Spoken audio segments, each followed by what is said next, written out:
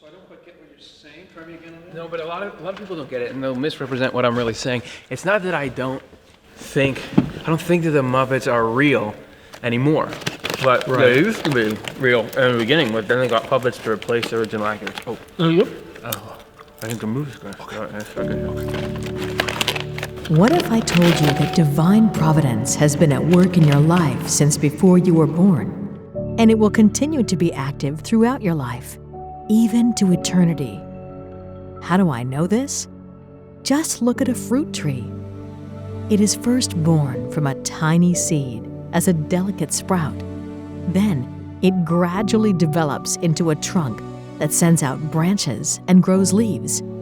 Then it produces flowers, bears fruit, and sets new seeds in the fruit that provide for its endless future. This is true for all plants.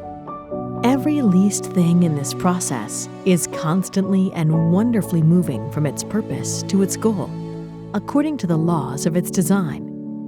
Could anything less miraculous be at play in your life and development? You went from childhood to young adulthood. You took in ideas that shaped how you understand the world. Your heart was inspired and filled with longing to go out into the world and live. You made choices and pursued your dreams. You lived and loved and learned from your experiences. You've grown and changed. You are renewed to live another day. If the process of divine providence is so unfailing in the formation of trees, it must, by all means, be so for you. The Lord's providential care is constant, though you may not know about it at all. You may not even wish to know. But hear this. It is not just some grand air current in the sky. It exists, and it has been active in the smallest details of your life from your earliest stage. And it will continue through to the last and forevermore after that. You may wonder how this can be so when you see evil people achieving high rank in society, making more money than good people, and accomplishing evil things. How can divine providence be operative in all the details of these circumstances? It is, and it is unceasingly working toward its goal. The goal of divine providence does not concern what is momentary and transient, what comes to an end when our lives in this world cease. It is caring constantly for what lasts to eternity and has no end, what is genuinely real. But don't think for an instant that this means divine providence isn't intimately aware of and at work in the smallest details of your life. The streams of providence coming together at any one point in your life are more than any conceivable number.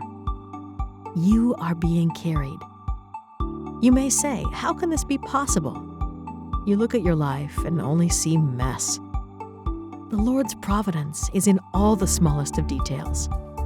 But it doesn't follow the plan we propose to ourselves, because the Lord is both foreseeing and providing for future events. You may see mess, but the Lord is building a palace, and only the eye of the architect's mind sees what that palace is like. Whoa, that's awesome.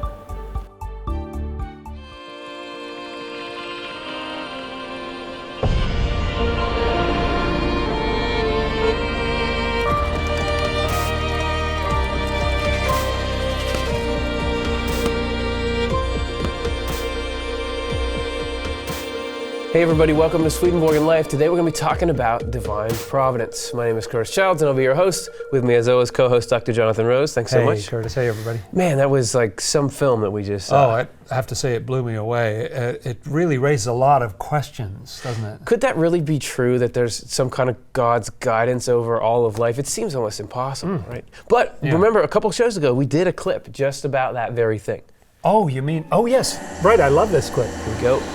Oops. Oh, that's not supposed to look like that, is it, Stuart? No, yeah, wait, sorry. It worked fine during rehearsal. Oh, well, that kind of derails our whole show because we were going to go right from that clip to the next thing. Wait a second. I mean, wouldn't that be providence as well? If we're saying providence is in everything, doesn't it have to be in details like that? Well, surely not something messed up like that. I mean, according to the film, even like, is that providence? Yeah, or like just a simple thing like luck, flip of the coin, you want to call it? Oh, heads. Tails. Okay. Oh, man. Is that providence, good and bad, luck? Yeah. Well, that's just like, I feel like that's just opening up the questions. If God really is directing everything, why can't we see it? And are there any ways that it is actually possible under certain circumstances to see it? And would there be anything inside of us that's blocking us from seeing it? And what benefits would we get if we could see it? Everybody seems to want to see it. Yeah. What would we get if we could? So there's a lot of stuff that we're looking to cover in this show, and we are going to go after every single one of those questions here. What we're not going to go after, though, is the why do bad things happen to good people, because we already spent a whole hour in a show trying our best to cover that.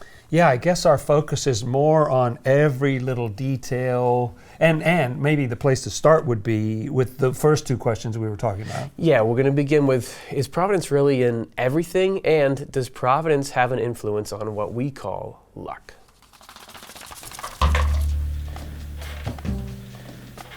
It's common practice to talk about luck or fortune. Sometimes we have good luck, sometimes bad. But is there anything behind that? Or is it all just haphazard chance with no rhyme or reason?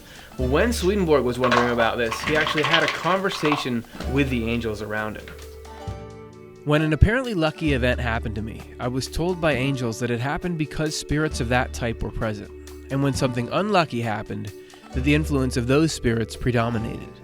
In addition, evil spirits have used their skills to discover how to generate a sphere of influence producing misfortunes that look exactly like the results of chance. But why are these evil spirits around? And does that mean that anyone who's having bad luck is evil because they're in the company of these spirits? No, not at all. It's just the current spiritual environment that we're all born into. This would be like being born into this world where there are germs and toxins that we have to deal with. We touched on this in a recent show where we talked about our spiritual network if you want to learn more about that. So, continuing with that quote.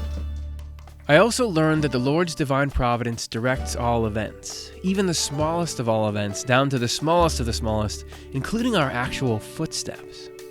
When anything contrary to providence succeeds, misfortunes happen. The angels confirm that there is no such thing as chance, and that apparent luck or good fortune is providence on the lowest level of the divine design, where everything is relatively unpredictable. If you look at those underlined phrases in the previous quote, it seems like they're contradictory.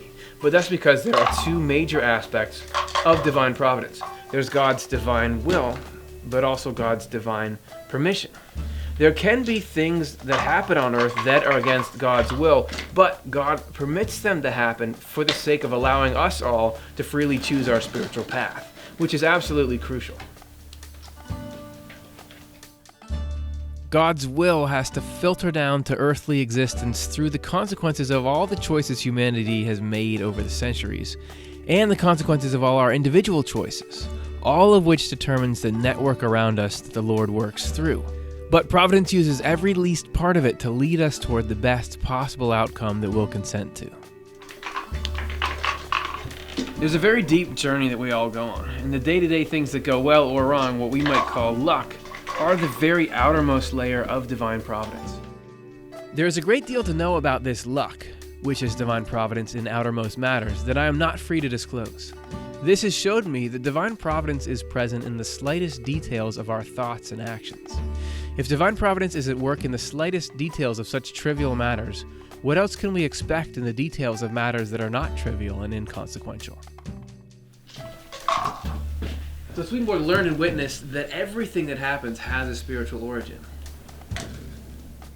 For many years, I have carefully observed to see whether luck was anything, and discovered that it was, and that prudence accomplishes nothing when luck is at work. Anyone who has mulled the question very long sees and acknowledges this, but does not know why it is. Hardly anyone knows that the spiritual world is responsible, but it is. Once when I was in company, playing a common game of chance with dice, the spirits near me were talking with me about luck in game playing. They said that good luck was represented to them by a white cloud, and bad luck by a dark cloud, and further, that when a dark cloud appeared near me, I could not win. From this sign, they also predicted my turns of fortune in the game. The experience taught me that what we attribute to luck comes from the spiritual world. This is true even for games, but especially true for the changing fortune of events in the course of our life. What we call luck, I learned, results from the influence Providence exerts on the lowest levels of the divine design, where it emerges in this form. Providence lies in the most particular details of all then. As the Lord said, not even one small hair falls from our head without the will of God. The surface processes, or the way things play out in earthly life, has to do with a joint effort between our free will, the spiritual network that we're in, and divine providence. But the deeper processes that are beyond the surface, that's completely governed by divine providence. That's why nothing bad is permitted to happen unless ultimately it can lead to something for our long-term benefit. And isn't it true that often the most significant spiritual growth and change come as a result of not having things go the way we want, or we're facing some kind of difficulty? It's often not until something really ugly comes along that we realize there's a real need for action here. Since it's God's will that we spiritually evolve in a state of freedom, God will permit some of the troubles that evil spirits are always wanting to bring to us for the sake of the bigger picture, and bigger and more permanent healing for us. So now we get to the question, if God is actually directing everything, why don't we see it? Why don't we get a little insider information on this plan that very much affects our lives? And why, in general, are we not let into the details of the deeper plan? Swedenborg writes, divine providence works in this invisible, unfathomable way in order to allow us the freedom to ascribe events to either providence or chance. So this state, this maddening state that we're in, where we don't know, God, are you listening? Do you have any hand in this stuff that's going on in my life? That's an important state for us to have, where we can look and kind of see, oh yeah, it does look like there's providence. No, there's not. To be able to vacillate, that's actually important. It would be dangerous for providence to act in a visible, fathomable way, because our eyes and minds might lead us to believe that events were providential, but afterwards we might change our mind. So truth and falsity would unite in our inner self. Because while we're in this state where we're kind of deciding, there's no harm in wavering. But if you really go in and fully believe something that's linked to morality and good of life, and then you go back and just reject it and start to live a different kind of life, it actually creates a big mess spiritually. And we talked more about this in our show about the inner meaning of the second commandment. So it's something that's worth avoiding enough that Providence, the way Providence interfaces with us, is designed to prevent that. So if we're not ready to accept the idea that a divine being could have better ideas than we have, but even specifically better ideas about the trajectory of our own life, it's actually better that we don't even believe in divine providence. So until we're ready to kind of take the whole thing in, it's better if not even a little bit of it gets in. Why is that? Well, Swedenborg says, there is a reason why divine providence works so subtly that hardly anyone knows it is there, to keep us from dying, which is like a pretty decent reason as far as reasons go. And this will be spiritual death, meaning the complete rejection of love and of God and the pursuit of the kinds of loves that make up hell. That is, our own self-importance, which is what motivates us, never cooperates with divine providence. Our self-importance has an inborn hatred of divine providence, because divine providence is trying to lead you to be somebody that doesn't consider themselves better than others, that gives you the kind of blessings that make you part of a whole rather than the coolest person in the universe. And to the ego, no, this is exactly what it hates, because ego always wants short-term gratification at the expense of others if it needs to be, rather than this long-term human race inclusive benefit. Because divine providence is looking not just at what's good for you for the next year or even 10 years, but what's good for you forever. And this ego is looking in exactly the opposite direction. And it's really trying to destroy us at the same time, because it's leading us to all these places that don't help us at all. And providence keeping us away from this sort of the negativity monster in us is actually a lot of work. Hey, look at me. I'm lifting up this really heavy bag of rocks, and it's easy. Although really, there's more than just my efforts holding up this bag. There are these people putting all their strength into taking the weight off this bag through a pulley system, and if I didn't have that mechanism at play, it would be a much different story. All right? Nope. Our ego is a part of us that is spiritually dense and heavy. Left to itself, it would drag us right down into endless selfishness and greed. And the truth is, we really can't lift it up on our own. Not happening. Fortunately, divine providence is always there to help. Working behind the scenes, divine providence creates a situation where we can freely maneuver while carrying the massive weight of the unpurified ego. Divine providence counteracts the stubborn resistance our egos would insert and makes it possible for us to go through life with the ability to choose, that we can maneuver up or down despite the weight of the whole program. Without that constant help, we wouldn't have a chance of wanting anything except, ego kind of selfish stuff. And we wouldn't have any chance to choose to open to the higher selves. And for the most part, we have no idea that this kind of help is happening. And why? Why would divine providence mostly have to operate secretly? Well, imagine a scenario like this. Say I'm at a party, hanging out with someone that I like a lot, but who has gotten me into a lot of serious trouble. And say there's another friend of mine who really cares about me and has seen the effects of my relationship with this other guy. If that friend tries to directly confront the situation, it may not go so well. As you can see, this direct approach completely backfires if I really like my connection with this sketchy friend and want to hold on to it. Rather than helping, this approach just made me rebel because I want to make my own choices. This approach might just bond me even more strongly with the person that really isn't good for me. If the friend who really cares about my welfare realizes the risk of a direct confrontation, that friend can use a different approach. If I'm bound to rebel against the direct interference of my will, a wise friend will find a way to help that is less direct.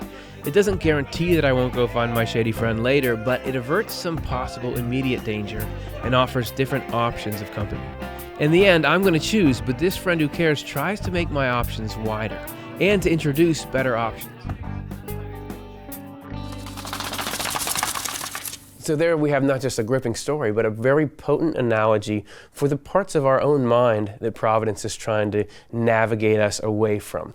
The bad friend is something in all of us. We all have this love of self or the lower ego, which we consider our friend because when we live the kind of life that it wants us to live, we get these lows, but also these like dopamine hits when we do the kinds of things that it's pushing us towards. So in an unregenerate state, if we saw God trying to pull us away from our friend, we would get angry because we don't want to go to these other people aren't cool, this loving others, this treating people well, this trusting in God. I don't want that stuff. That's not hip. That's not cool like my bad friend.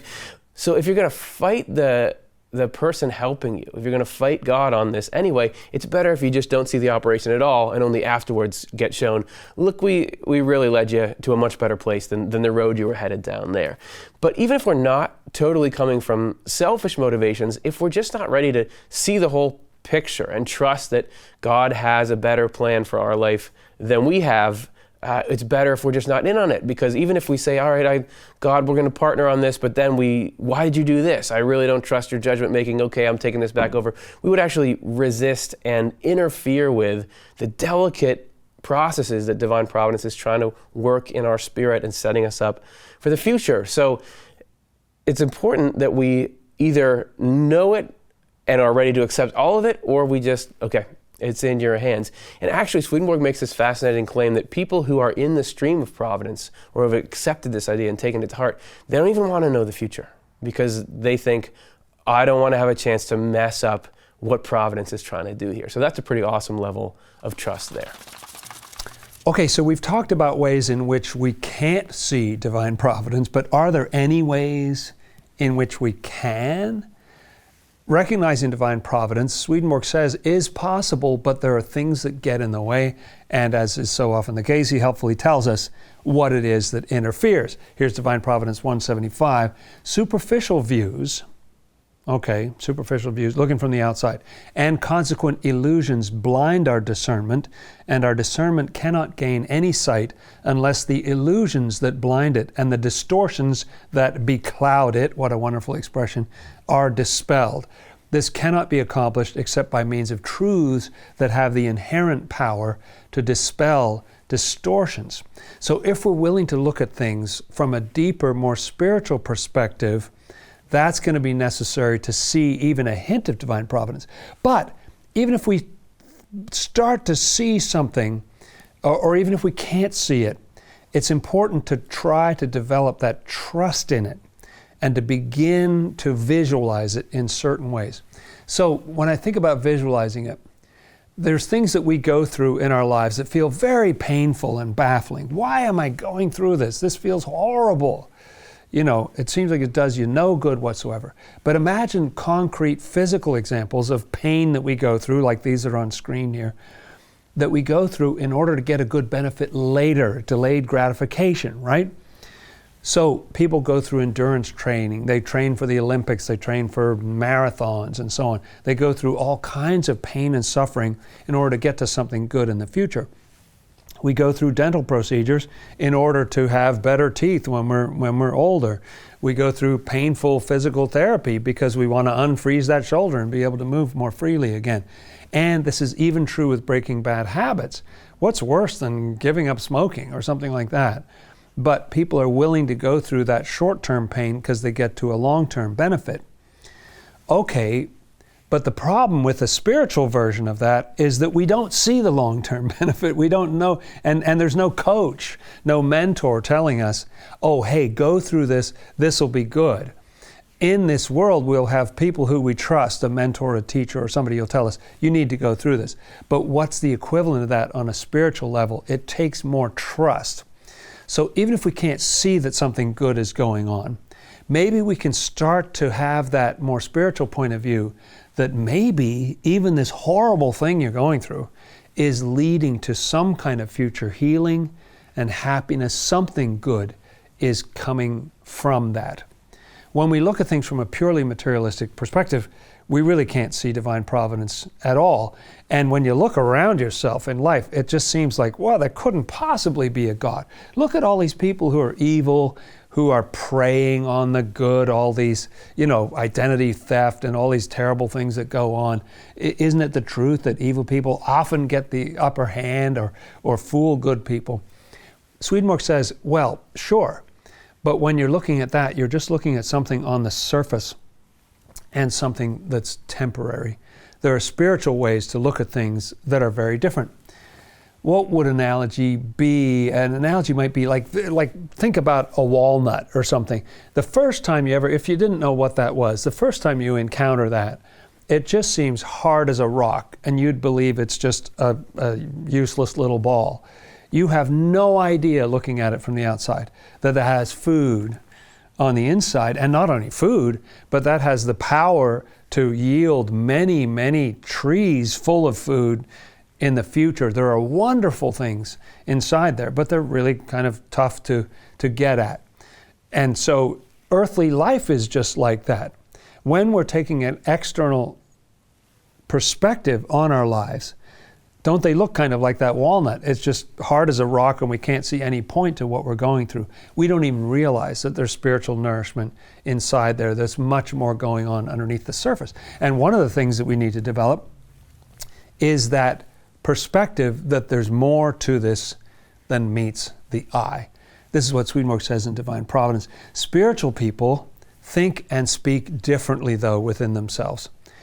Even though they do not sense the ongoing workings of divine providence in their thoughts or see it with their eyes, they still know and acknowledge it. That's fascinating. You can't even see it with your thoughts. You don't see it with your eyes, but still at some deep level, you realize that it's going on. And a big way that this happens is through looking into the past, because there's a time and a state component to this. Swedenborg says that the best way to see divine providence is in the distant past. As you look back on the most difficult things you've been through, and this can take decades before you see it. But if you look at the very distant past, you can sometimes see that better things were going on. And when we're in a more spiritual state than a natural state. Think back to what Curtis went through at that party. He's there with his friends. He does not want to leave that party. The good friend is really helping him. But if the good friend said, look, I'm just trying to get you out of the party here, Curtis would be resistant because he loves the other friend and he thinks everything's great. Hey, this party's so fun. But later, how might he look at that situation? He might look back with a much better perspective and say, hey, this friend saved me from trouble. I'm really grateful about what went on. So let's hear Divine Providence 175 again. Swedenborg says, we are allowed to see Divine Providence. Isn't that a great thing? We're allowed to see it. But here's the qualifications. From behind, quote unquote, not face to face. And when we're in a spiritual state, not in a materialistic state. So we can see it in the distance. Everybody wants to find out right now, like, what should I do now? Why isn't Divine Providence telling me, should I be with this person or that person? Should I go to lunch or should I stay at work? You can't see it right in the face like that. But in the distant past, you can start to see that something was going on. And particularly when you're lifted up into a spiritual state, you start to realize, wow, there were all kinds of blessings that came out of that.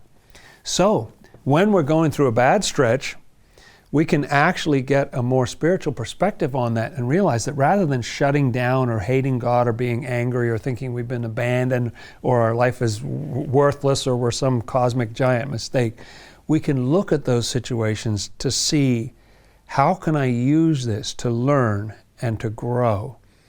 And a real prize would be to get to the point where we're actually curious to think about, oh, this seems horrendous, what I'm going through right now. I wonder what good could come out of it at some point. There's something really cool on the other side of that wall. This is the state of mind, the life upgrade we get when we bring this idea of divine providence that we've been talking about into our heart and into our life and actually start to see it as a self-evident truth. It's really where you want to be, but we can't get there because there's this blockade. And what is this composed of? What keeps us from having the kind of peace and trust in life that we really should have as our sort of spiritual birthright? Well, let's look piece by piece at what it's composed of, and it's primarily stuff that has to do with this grand choice. Do we trust our own prudence or the divine providence? Let's look element by element. Let's just rock here at the bottom. Trust in our own, as Swedenborg would put it, shrewdness. But this subject is barely accessible to any human mind, least of all to the minds of those who trust in their own shrewdness. Such people take credit for anything that turns out well for them. All other events they ascribe to luck or chance. Few of them attribute anything to divine providence. So the more we're putting into our artifice, the less we believe that there could be a God who's more intelligent and more involved than we are. They fail to consider that the real divine blessing is to be happy forever. The Lord regards transitory effects, and anything experienced in the world is relatively transitory, simply as a means to eternal ends. And that's a fascinating perspective, but if we're living forever, it's true.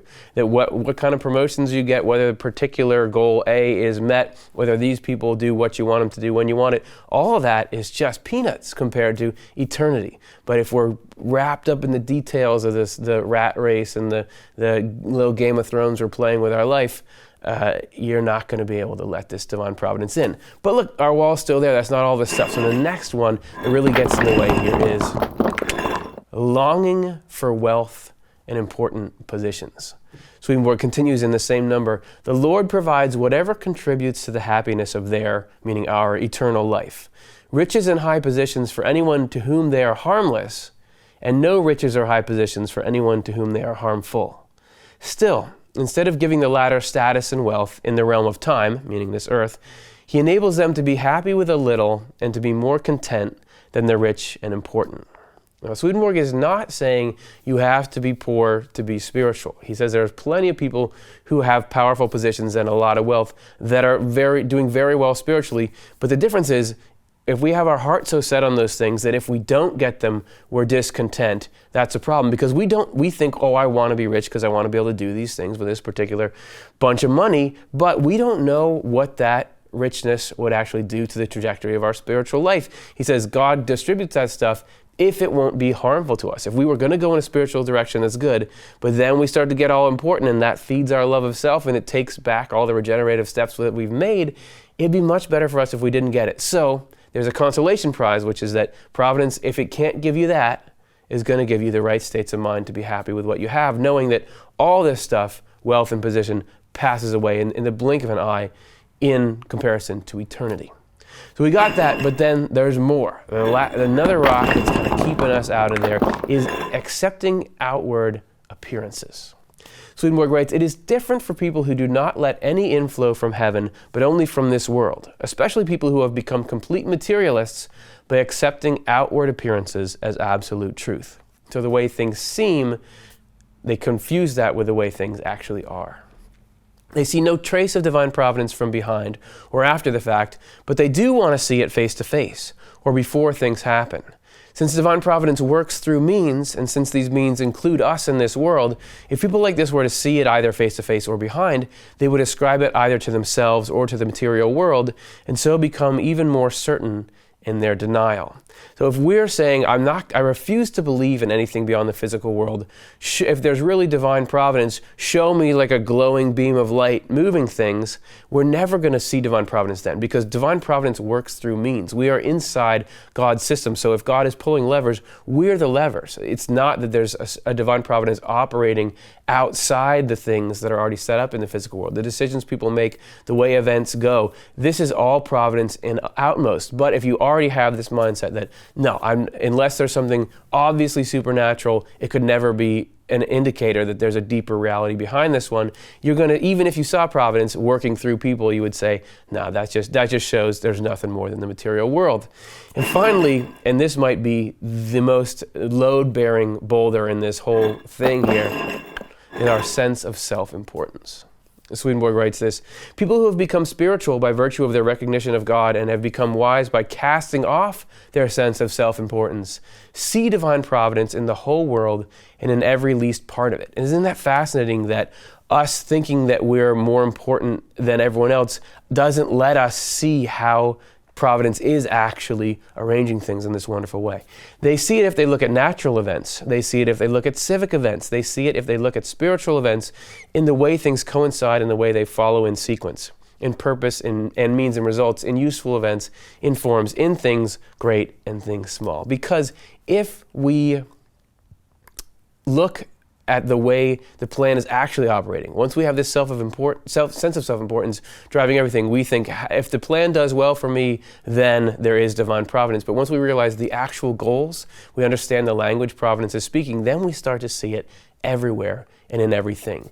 And so if we remove all these blocks from ourselves, then you can get to a state where this thing goes away and we can step into this wonderful state of peace that divine providence brings. So we've come all this way. We're talking about how do we see providence? Providence is everywhere. What do we need to remove in us to see it? But why? What's the point of us trying to be able to observe the divine operation? Curiosity? Yeah. Is that it? Is that really worth that much effort? But Swedenborg happens to say that there are some really high-end benefits to being able to see the operation of providence or believe in it. This is from Secrets of Heaven. Okay. "This truth, which I am calling peaceful truth, is divine truth itself from the Lord as it exists in heaven. It affects everyone there without exception and makes heaven heavenly." Relatively important. Yeah. "Within peace, you see, lies trust in the Lord. Trust that He is in complete charge, takes care of everything, and leads it to a good ending. When we believe this, we are at peace, because we then fear nothing and have no worries about the future to disturb us. The more we love the Lord, the more we enter this state." Doesn't sound so bad. Yeah, so I guess there's a lot of headroom in loving the Lord, like that you can love more and more deeply and trust more and more. And I imagine the longer you go along, you can see, oh, that seemed really bad, but actually it worked out for the best. This seemed bad, but it worked out for the best. Yeah. You know. So the pattern may continue. Amazing to think providence at the heart of the heavenly state like that. Yes. So he goes on. "Evil, and especially arrogant self-assurance," That's me. hello, "always does away with a state of peace. There is an assumption that the evil are at peace when they feel happy and calm because everything is going well for them, but this is not peace. It is a calm of appetite satisfied, which merely imitates a state of peace. Oh. In the other life, When the tension ends and you sort of get what you want, or Right. something like that. Yeah. right, but just kind of the front end of another cycle of dissatisfaction. That's right. In the other life, it turns into dissatisfaction because it is the opposite of peaceful satisfaction. Displeasure lies hidden inside it. Amazing. In the other life, our outer layers are gradually peeled away down to the core. Peace lies at the core of all happiness and even of unhappiness in people committed to what is good. Now that's a high bar. That's cool. So even if things are going wrong, you still know in the end it's going You to be. still know. It's good. It's all good. The more they shed their outer layers then, the more a state of peace is revealed and they experience good fortune, bliss, and happiness, whose origin is the Lord himself. I'm very interested that even good fortune makes that list where you're just a little luckier or something, like things just go well. Oh, that worked out well. Yeah, it's not all just being at peace with how things go. The things actually do go a little bit better. Yeah, things are actually going better. He continues, about this state of peace existing in heaven, it can be said that by its very nature it is indescribable, and that as long as we are still in the world, no worldly concepts can introduce it into our thoughts or perceptions. Try as we may. Yeah. We're Right, not right. going to succeed here. This show was a failure. It transcends all our earthly senses.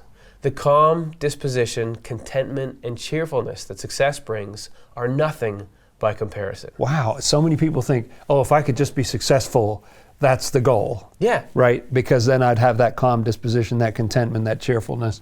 But he said, no, there's a much higher, much better thing that you can aim for. That's actually a pretty potent statement because I've, at times have succeeded at things, and you do think, well, that's why you got to try to succeed again. But he's saying that there's a whole other game out there. Yeah. These have a merely superficial effect, whereas peace affects our very deepest elements, our first substances, and the rudiments of those substances.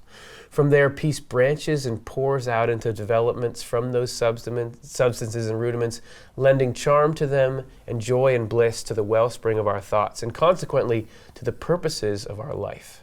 In this way, it makes our mind a heaven. Yeah, he said, I won't know what he's talking about, but I love that image. It's sort of like if you're freezing and then you stand near a fire, you're sort of warmed on the outside, but you're still freezing and trembling inside or something, as opposed to being just thoroughly warm and comfortable inside.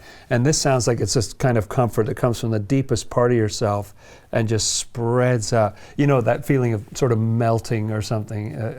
It sounds delicious. So beautiful. And the idea that human beings can experience a state like that is why I like hanging around the Swedenborg stuff in the first place. That's right. It's part of the promise. And so this is also why it's worth trying to pursue this divine belief in a divine providence if that's the result. Yeah.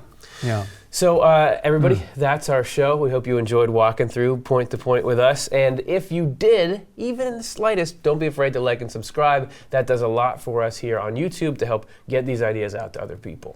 Yeah, and we're a nonprofit and we don't put ads on the show, so the way that we get revenue is from donors and so on. So if you feel moved and if you're able to do it, you could join us on Patreon. Then you can give a small monthly gift and we give you behind the scenes outtakes and other frivolous videos to cheer up your day. Just a little thank you from us to you. I'd also like to extend a thank you to you, Jonathan Rose. It's been a lot of fun. Thank you to you, Curtis. And thanks to all of you out there, and we'll see you next week. That was breathtaking. Totally. Are you ready to go? Sure, yeah.